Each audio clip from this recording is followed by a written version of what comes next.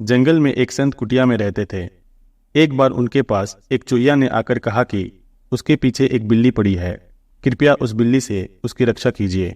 संत ने अपनी शक्ति से उस चुईया को एक बड़ी सी बिल्ली बना दिया। बिल्ली अब संत के आश्रम में ही रहने लगी। जब भी संत अपनी साधना में बैठते, उन्हें बिल्ली के खाने पीने की चिंता सताने लगती। तो संत गांव में जाकर एक गाय ले आए ताकि गाय के दूध को बिल्ली को पिला सके।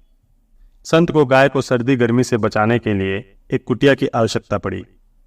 उन्होंने उसके लिए एक कुटिया का निर्माण किया।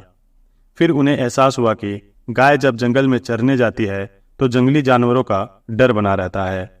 संत ने इस परेशानी को दूर करने के लिए आश्रम के पास अपने शिष्य को खेती करने का सुझाव दिया। तो कुछ ही दिनों में शिष्य खेती करने लगे। धीरे धीरे खेतों में से गाय को हरा चारा मिलना शुरू हो गया। फिर कुछ समय बाद उन्हें एहसास हुआ कि खेती बाड़ी के लिए और लोगों की आवश्यकता है। संत ने गांव से कुछ लोगों को काम पर रख लिया। धीरे धीरे उन लोगों ने संत के आश्रम में ही रहना शुरू कर दिया और देखते ही देखते संत के आश्रम एक विशाल संस्था का रूप ले लिया। अब जो संत सारा दिन ईश्वर के ध्यान में लीन रहते थे, वह आश्रम के कामकाज में इतना व्यस्त हो गए कि उन्हें ध्यान ही नहीं रहता था कि वह इस जंगल में तपस्या करने आए थे।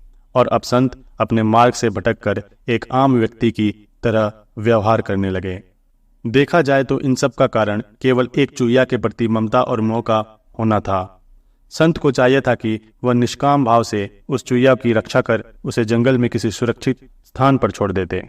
इस कहानी से हमें यह सीख मिलती है कि मोह माया हमें धर्म के मार्ग से भटका देता है।